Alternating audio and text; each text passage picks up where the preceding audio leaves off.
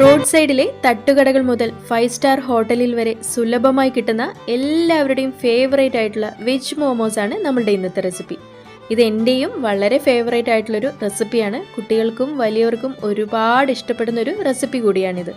ഈ വീഡിയോയിൽ പറഞ്ഞിരിക്കുന്ന അതേ രീതി നിങ്ങൾ ഫോളോ ചെയ്യുകയാണെങ്കിൽ വളരെ ടേസ്റ്റി ആയിട്ടുള്ള വെജ് മോമോസ് നമ്മൾക്ക് എല്ലാവർക്കും വീട്ടിലുണ്ടാക്കാവുന്നതാണ്. ആവിയിൽ വേവിച്ചുണ്ടാക്കുന്ന ഈ മോമോസിനുള്ളിൽ സ്റ്റഫ് ചെയ്യാനായിട്ട് നമ്മൾ അത്യാവശ്യം വെജിറ്റബിൾസ് യൂസ് ചെയ്യുന്നുണ്ട്. അതുമാത്രമല്ല, ഇത് കഴിക്കാനായിട്ട് ഇതിൻ്റെ കൂടെ നല്ലൊരു ഡിപ്പും കൂടെ ഉണ്ടാക്കുന്നുണ്ട്, നല്ലൊരു സ്പൈസി ആയിട്ടുള്ളൊരു ചട്നി.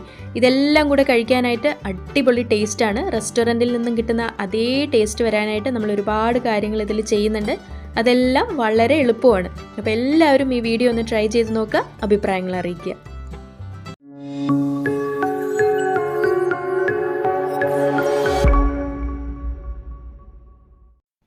മോമോസ് ഉണ്ടാക്കാൻ തുടങ്ങാനായിട്ട് ആദ്യമേ തന്നെ നമുക്ക് മാവ് കുഴച്ച് വെക്കണം. അതിനായിട്ട് നമ്മൾ മൈദമാവാണ് ഉപയോഗിക്കുന്നത്. 1.5 കപ്പ് മൈദമാവ് എടുത്തിട്ട് അതിലേക്കൊരു 1/4 ടീസ്പൂൺ ഉപ്പും 1 ടീസ്പൂൺ റിഫൈൻഡ് ഓയിലും കൂടെ ചേർത്ത് നന്നായിട്ടൊന്ന് മിക്സ് ചെയ്ത് കൊടുക്കുക. അതിനുശേഷം കുറേശ്ശെ വെള്ളം ഒഴിച്ച് നന്നായിട്ട് നല്ല സോഫ്റ്റ് ആയിട്ട് വരുന്ന രീതിയിൽ ഇതൊന്ന് കുഴച്ചെടുക്കണം. അപ്പോൾ ആദ്യമേ തന്നെ ഒരുപാട് വെള്ളം ഒഴിക്കാണ്ട് അല്പാൽപമായി വെള്ളം ഒഴിച്ച് നല്ല സോഫ്റ്റ് ആവുന്ന രീതിയിൽ വേണം കുഴച്ചെടുക്കാനായിട്ട്. ഇതിൽ നമ്മൾ ചൂടുവെള്ളം എന്നല്ല, സാധാരണ വെള്ളം തന്നെയാണ് ഉപയോഗിക്കുന്നത്. പിന്നെ മോമോസ് ഉണ്ടാക്കാനായിട്ട് നമുക്ക് ഗോതമ്പ് വേണമെങ്കിൽ ഉപയോഗിക്കാവുന്നതാണ്. പക്ഷെ നമ്മളിത് ആവിയിൽ വേവിച്ചെടുക്കുന്നത് കൊണ്ട് തന്നെ ചെറിയൊരു സ്മെല്ലുണ്ടാവാനൊരു ചാൻസ് ഉണ്ട്. അതുകൊണ്ടാണ് നമ്മൾ മൈദ എടുത്ത് നമ്മൾ സാധാരണ റെസ്റ്റോറൻറ്റിലൊക്കെ കിട്ടുന്ന പോലെ മൈദ ഉപയോഗിച്ച് ചെയ്യുന്നത്. അപ്പോൾ ഇത് നന്നായിട്ട് കുഴച്ചെടുത്തിട്ടുണ്ട്. ഇനി ഇതൊരു 2 മണിക്കൂറെങ്കിലും നമ്മൾ റെസ്റ്റ് ചെയ്യാൻ എടുക്കണം. അപ്പോഴാണ് ഈ മാവ് നല്ല സോഫ്റ്റായിട്ട് കിട്ടുക. അപ്പോൾ ഈ സമയത്തിനുള്ളിൽ നമുക്ക് ഈ മോമോസിൽ സ്റ്റഫ് ചെയ്യാനുള്ള സ്റ്റഫിംഗ് ഒന്ന് ഉണ്ടാക്കിയെടുക്കാം. സ്റ്റഫിംഗ് ഉണ്ടാക്കാനായിട്ട് ഞാനിവിടെ ഒരു പാൻ വെച്ചിട്ടുണ്ട്. ഇതിലേക്ക് ആവശ്യത്തിനുള്ള ഓയിൽ ഒഴിച്ചു കൊടുത്തിട്ട് അത് നന്നായി ചൂടാകുമ്പോൾ അതിലേക്ക് കുറച്ച് ഇഞ്ചി വെളുത്തുള്ളി പേസ്റ്റ് ചേർത്ത് കൊടുക്കാം. സ്റ്റഫിങ്ങിന് വേണ്ട ചേരുവകൾ നിങ്ങളുടെ ഇഷ്ടത്തിന് മാറ്റാവുന്നതാണ്. അതിൽ ചിക്കൻ ചേർക്കാം, പനീർ ചേർക്കാം, അതെല്ലാം ഓരോരുത്തരുടെ താല്പര്യം അനുസരിച്ച് മാറ്റാവുന്നതാണ്. പക്ഷെ ഞാനിവിടെ നമ്മുടെ വീട്ടിൽ സാധാരണ കിട്ടുന്ന വെജിറ്റബിൾസ് മാത്രമേ ചേർത്തിട്ടുള്ളൂ. ഇപ്പോൾ നമ്മുടെ ഇഞ്ചി വെളുത്തുള്ളി നന്നായിട്ട് വഴണ്ടി വന്നിട്ടുണ്ട്. ഇതിലേക്ക് 2 പച്ചമുളക് ചേർത്തിട്ടുണ്ട്. അതിൻ്റെ കൂടെ തന്നെ 1 കപ്പ് സവാള പൊടിയായി അരിഞ്ഞതും കൂടെ ചേർത്ത് കൊടുക്കുന്നുണ്ട്. അപ്പോൾ ഈ സവാള നമ്മളൊരു 2-3 മിനിറ്റ് നന്നായിട്ടൊന്ന് വഴറ്റിയെടുക്കണം. സവാള പാകത്തിന് വഴണ്ടി വന്നിട്ടുണ്ട്. ഈ സമയത്ത് നമുക്കിതിലേക്ക് കുറച്ച് പൊടികൾ ചേർക്കണം. പൊടികളൊന്നും പറയാനായിട്ട് അധികമില്ല. 1 ടീസ്പൂൺ പെപ്പറും 1/2 ടീസ്പൂൺ ഉപ്പ് മാത്രമാണ് നമ്മളിതിലേക്ക് ചേർക്കുന്നത്. മറ്റ് മസാലകൾ, അതായത് മല്ലിപ്പൊടി, ഗരം മസാല അങ്ങനെയൊന്നും ഇതിൽ ചേർക്കുന്നില്ല.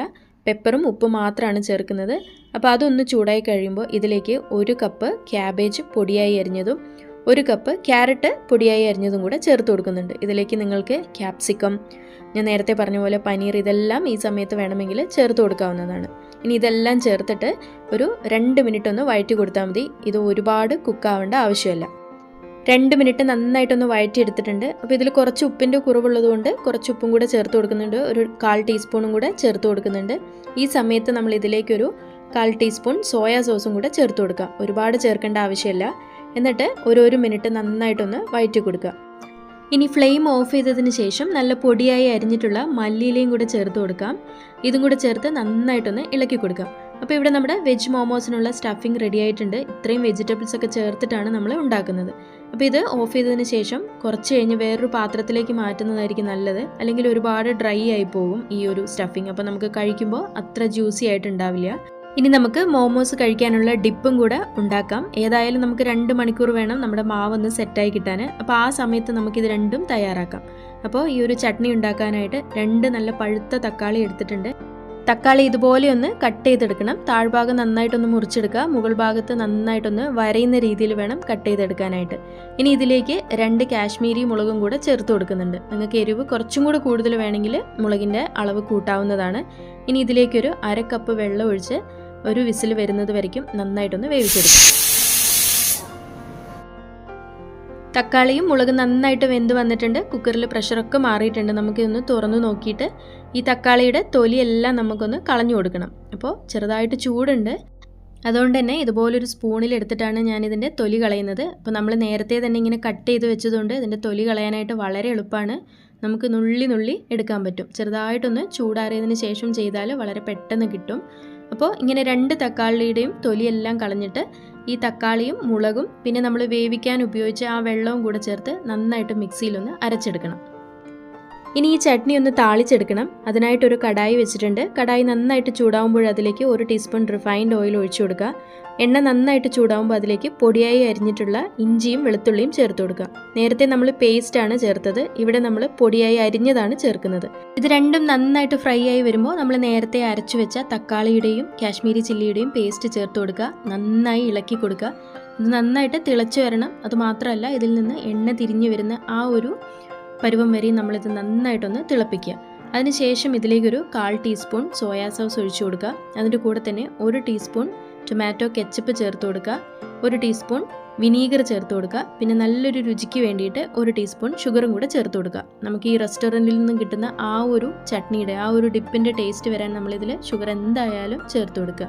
എന്നിട്ട് ഇതെല്ലാം കൂടെ നന്നായിട്ടൊന്ന് ഇളക്കിയതിന് ശേഷം ഒരു 5 മിനിറ്റ്സ് നന്നായിട്ടൊന്ന് തിളച്ച് ചെറുതായിട്ടൊന്ന് കുറുകി വരുന്ന രീതിയിൽ വേണം വെക്കാനായിട്ട്. ഇവിടെ നമ്മുടെ മോമോസ് കൂട്ടി കഴിക്കാനുള്ള നല്ല ചട്നി റെഡി ആയിട്ടുണ്ട്. സ്പൈസിയാണ്, എന്നാലൊരു ഇത്തിരി മധുരമുണ്ട്.